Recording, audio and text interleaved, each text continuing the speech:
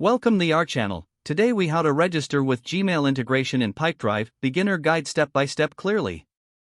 To register with Gmail integration in Pipedrive, start by opening your web browser. Navigate to the Pipedrive website. If you already have an account, click on the login button in the upper right corner. If you are a new user, click on the Start Free Trial button. Enter your email address in the input field.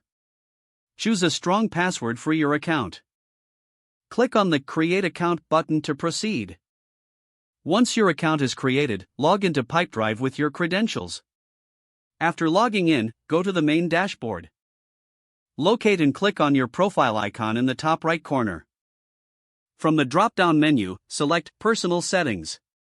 In the Settings menu, find and click on the Email Integration option. Select Gmail from the list of available email providers. Click the Connect button to start the integration process. You will be redirected to a Google sign-in page. Enter your Gmail address and click Next.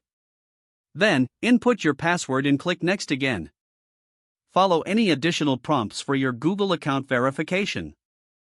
Grant Pipedrive the necessary permissions to access your Gmail account. Once the permissions are confirmed, return to Pipedrive.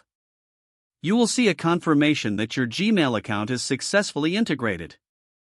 Now, you can customize your email settings within Pipedrive. Decide whether to log emails automatically or manually. You can also set up additional syncing options as needed. With Gmail integration complete, you are now ready to use it effectively with Pipedrive. Explore the features available to help streamline your email communication.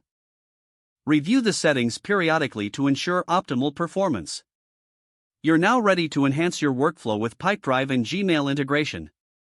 If the page does not load, refresh the browser or try again in a private or incognito window. Make sure you are using the correct email address, then retype it carefully to avoid small typos. Don't forget to like this video and subscribe to our channel for more step-by-step tech guides.